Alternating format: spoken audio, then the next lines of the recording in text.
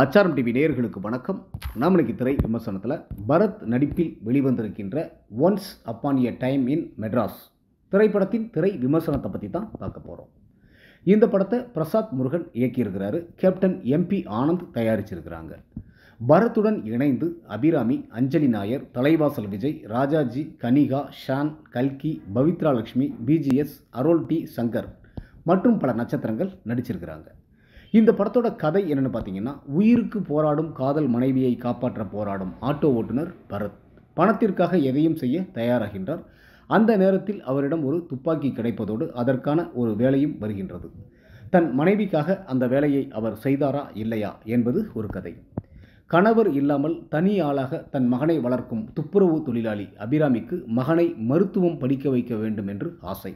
ஆனால் அவரது மகன் மனதளவில் பெண்ணாக மாறிக்கொண்டிருப்பதை அறிந்த அபிராமி மகனாக இருந்தவரை மகளாக அரவணைப்பதோடு மகளை மருத்துவராகும் ஆசையை மாற்றிக்கொள்ளாமல் பயணிக்கின்றார். அதனால் அவர் கடனாளியாகிவிட கடன் கொடுத்தவர் வட்டி கெட்டு மிரட்டுவதோடு அவரது மகனாக பிறந்து மகளாக மாறியவருக்கு தொல்லை கொடுக்கின்றார். கடனை திருப்பி கொடுக்க என்ன செய்வதென்று தெரியாமல் தவிக்கும் அபிராமியிடம் ஒரு துப்பாக்கி கிடைக்க அதன் மூலம் தன் பிரச்சனையை தீர்த்து கொள்ள முயற்சிக்கிறார். அது முடிந்ததா என்றது மற்றொரு கதை.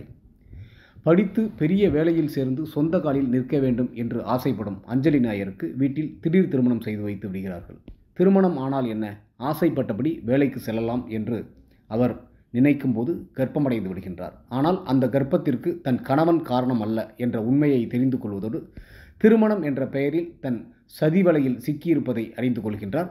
அதிலிருந்து விடுபட முயற்சிப்பவர் கையில் துப்பாக்கி ஒன்று கிடைக்கின்றது. அந்த துப்பாக்கி சதிவலையை அறுப்பதற்கு பயன்பட்டதா இல்லையா என்பது மூன்றாவது கதை. சாதி வெறி பிடித்த தலைவாசல் விஜயின் மகள் பவித்ரா லட்சுமி வேறு சாதியை சேர்ந்தவரை காதலிக்கின்றார். விஷயம் அறிந்தவர் மகளுக்கு அன்பாக அறிவுரை சொல்லி சாதி பஞ்சாயத்துக்கு செல்லும்போது அவருக்கே தெரியாமல் அவரின் காரில் துப்பாக்கி ஒன்று பயணிக்கிறது.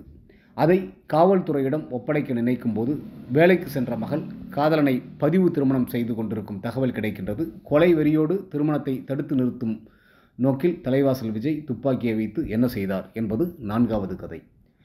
எந்தவித தொடர்பும் இல்லாமல் பயணிக்கும் 4 கதைகளையும் தொடர்புபடுத்தும் அந்த துப்பாக்கி இவர்களிடம் எப்படி கிடைத்தது, அதன் மூலம் இவர்களின் வாழ்க்கை எத்தகைய மாறுதல்களை உருவாக்குகின்றது என்பதை நான் லீனர் முறையில் சொல்லியிருப்பதுதான் இந்த படத்தின் மீத கதை. உயிருக்கு போராடும் மனைவியை காப்பாற்ற பணத்திற்காக அலையும் கேரக்டரில் பரத் சிறப்பாக நடித்துள்ளார். துப்புரவு தொழிலாளி கதாபாத்திரத்தில் இயல்பாக நடித்திருக்கும் அபிராமி தன் மகன் மனதளவில் பெண்ணாக மாறினாலும் அவரை அரவணைத்து பாசம் காட்டுவதோடு அவர் நன்றாக படிக்க வேண்டும் என்ற ஆசையோடு பயணிக்கும் காட்சிகளில் கச்சிதமாக நடித்து கைதட்டல் பெறுகின்றார். அஞ்சலி நாயர் தனக்கு ஏற்பட்ட சதியிலிருந்து மீள்வதற்கான நடவடிக்கையில் தன் அதிரடி நடிப்பின் மூலம் நன்றாக வெளிப்படுத்தியுள்ளார். ஜாதி வெறி பிடித்த தலைவராக தலைவாசல் விஜய் சிறப்பாக நடித்துள்ளார். கல்கி, ராஜாஜி, கனிகா, ஜெகன், கபிராஜ், அரோல் டி சங்கர், ஷான், பிஜிஎஸ் என இதில் நடித்த அனைவருமே அவரவர் கதாபாத்திரம் உணர்ந்து சிறப்பாக நடித்துள்ளார்கள். ஒளிப்பதிவாளர்கள் KS காளிதாஸ் மற்றும் கண்ணா ஆர் கதைக்கு ஏற்ப அழகாக படம் பிடித்துள்ளார்கள். ஷான் லோகேஷ் எடிட்டிங் திரைக்கதையில் சுவரசத்திற்கு உதவியிருக்கின்றது. இசையமைப்பாளர் ஜோஸ் பிராங்க்லின் இசையில் பாடல்களும் பின்னணி இசையும் ரசிக்க வைக்கின்றது. உண்மை சம்பவம் ஒன்றை மைய கருவாக எடுத்துக்கொண்டு துப்பாக்கி ஒன்றை மைய புள்ளியாக வைத்துக்கொண்டு எல்லோரும் ரசிக்கும்படி சுவாரஸ்யமாக சொல்லியிருக்கும் இயக்குனர் பிரசாத் முருகனுக்கு பாராட்டுக்கள். ஒட்டுமொத்த படக்குழுவினருக்கும் ஆச்சாரம் டிவி சார்பாக வாழ்த்துக்கள்.